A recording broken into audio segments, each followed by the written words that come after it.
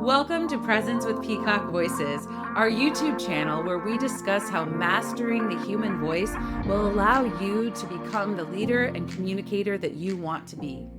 Today we're going to talk about telegraphing emotions. One cool thing about your voice is that you can actually use it to control what emotions your listeners think you're experiencing. This may seem inauthentic, this may seem manipulative, but there is nothing more authentic than being in control of how you are being seen. We don't always feel emotions we want to be feeling. We don't always have reactions that we want to have. So instead of showing the whole world that, what if we could control what people see or feel when it comes to your emotions just by using your voice differently? I've actually had clients come to me with this very issue. I've had clients say, I'll be having a bad day and people just always pick up on it. I'm smiling, my body language is positive, and yet for some reason people are still getting it. Or perhaps you're giving a town hall and people continue to ask redundant questions and you start to get frustrated because it's wasting time. You come off as frustrated, but you don't want that to be the culture of your town hall meeting. You don't want that to be the culture of anything that you're presiding over. You don't want people to know you're frustrated. You want your employees, your colleagues, your peers, your bosses to always have these positive interactions with you. And so how do we use your voice to do that? A lot of times when this comes up, people will initially go to body language and facial movement. So they'll say, well, I'm smiling, so I don't understand why people think I'm so pissed off. That's a little creepy. Your face is not matching your sound at all. And so instead you just seem a little bit deranged, right?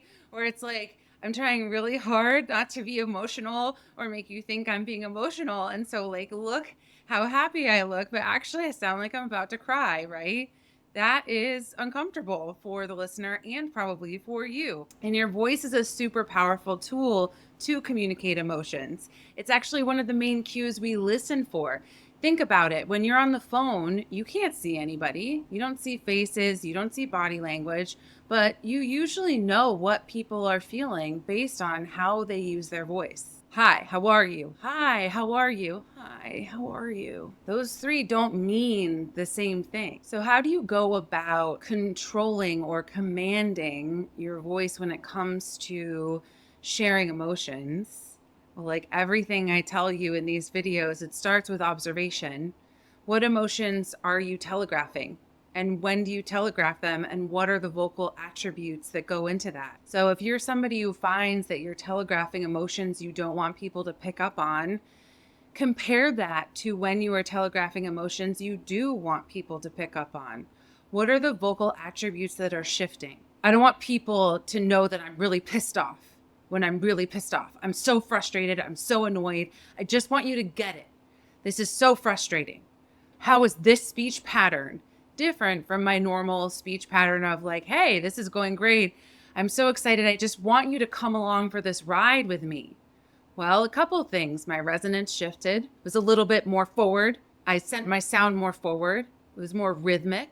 It was more volume oriented. That was in my body.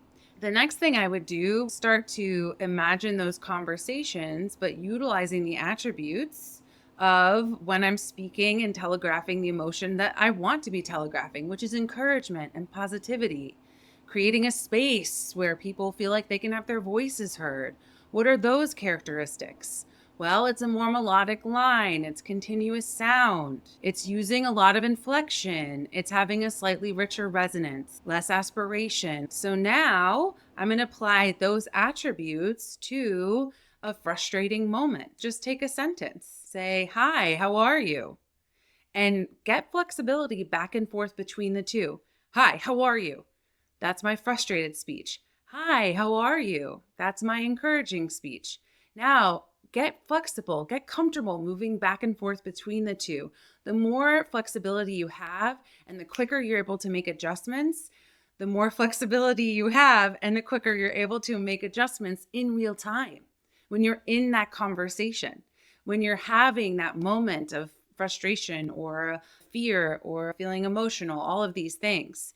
So get comfortable moving back and forth between those two speech patterns so that when you're in the real world and you're actually having that emotional reaction, you can adjust instantly. So the steps are: one, to figure out what emotions you're telegraphing that you don't want to be telegraphing. Two, figure out where it is that you're telegraphing the emotion that you want people to feel and really understand the characteristics that are different between the two. Three, be able to switch back and forth between the two really quickly so that you can get comfortable and flexible and have a faster reaction time.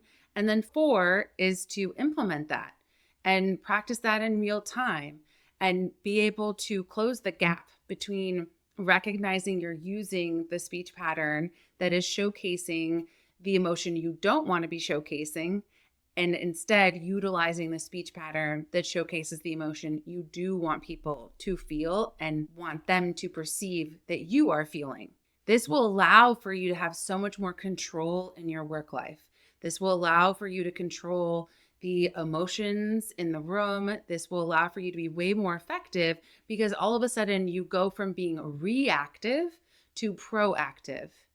Your communication style will no longer be in reaction to the world around you, and you instead get to choose. As always, I hope you found this interesting. I hope that you learned something new and are excited to explore more. Next month, we're going to be talking about nerves. So if that's something that you experience, putting my hand in there because I have a long history with nerves, I would love to see you there. Make sure to subscribe so that you can follow along. And I look forward to seeing you next time.